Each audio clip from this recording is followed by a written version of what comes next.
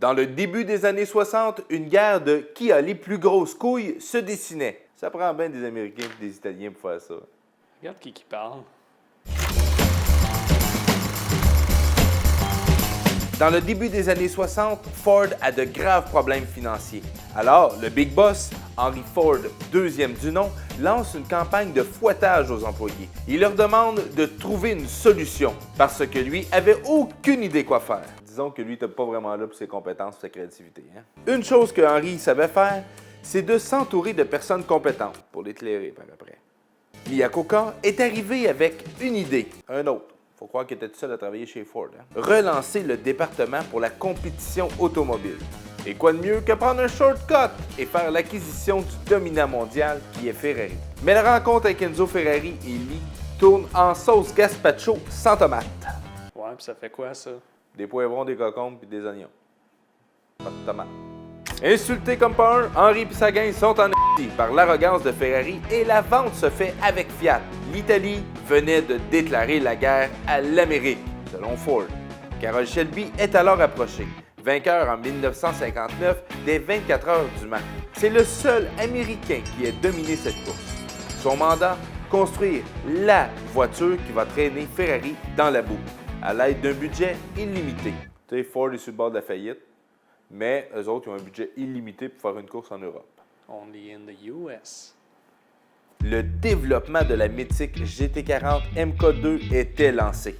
Avec son ami Ken Miles, avec son compagnon Ken Miles, coureur expérimenté mais pas toujours Jojo, il améliore la GT40 pour créer un monstre de puissance. C'était si pire que ça? Une brute. Au cours de cette courte période de préparation, Henry nous démontre son manque de jugement en doutant sur la compétence de Iacocca, père des plus grands succès de l'industrie américaine. Caravane, Mustang. Fait que là, ce que tu me dis, c'est que Henry Ford II, ça serait le pire gestionnaire de tous les temps chez Ford? J'ai pas dit ça. Regarde, ils viennent de mettre le nom Mustang sur un SUV, là. Électrique. On va te faire un top. Numéro 1! Dans les moins bons coups de Ford, il y a la Pinto. Oui, elle s'est vendue. Mais côté fiabilité, on oublie ça. C'était surtout pour la sécurité. La Pinto, elle explosait quand elle se faisait rentrer dans le cul. Elle a été remplacée par l'Escorte. C'est mieux. Oui. Mais disons, pose-toi pas la question pourquoi Ford a arrêté de faire des voitures. Numéro 2! Une autre Pinto, la Mustang 2. Pire pony car de tous les temps. Numéro 3! La Hetzel, la marque est considérée comme l'un des plus grands échecs commerciaux de l'histoire des entreprises américaines.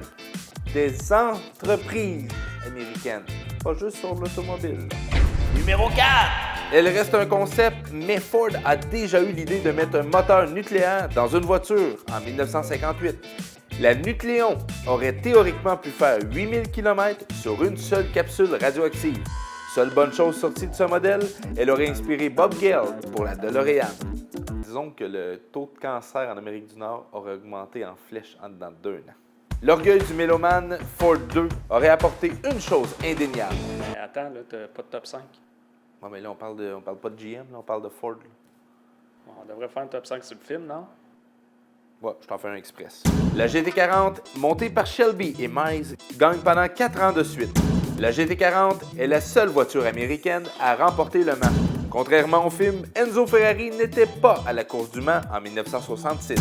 Une GT40 MK2 originale vaut 13 millions de dollars aujourd'hui. Ça a coûté 9 millions à Ford pour la concevoir. T'es-tu content, Monique? Oui. Good. La victoire du Mans de 1966 par le trio de GT40 a été pour Ford un coup marketing inestimable pour la marque. En 1995, Ford dévoile un prototype, la GT90. On fait conduire là, dans Need for Speed 3, là, haute poursuite. Elle était tellement old school, là. C'est en 2004 que la GT fait officiellement un retour, mais en quantité très limitée. Elle est sans contredit une image exceptionnelle pour la marque avec son vestige historique d'orgueil démesuré. Le film Ford contre Ferrari est un succès au box-office, preuve que l'automobile passionne encore les gens. Même si on est à deux doigts de se faire pitcher des tomates à chaque fois qu'on prend une voiture avec un V8 dedans. Là. Pas mal ça qu'il y a dans des V8, anyway. Des tomates? Ouais. Je comprends pas. Un V8. Have you had your V8 today? Matt Damon et Chris Bell crèvent l'écran.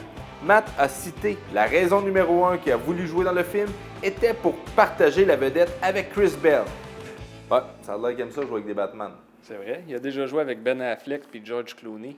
Ouais, puis Val Kilmer. Ouais, dans le reboot de Jay and Silent Bob. Un autre navet. Un autre navet. Malheureusement pour Lee Iacocca, il est décédé quelques mois avant la sortie du film.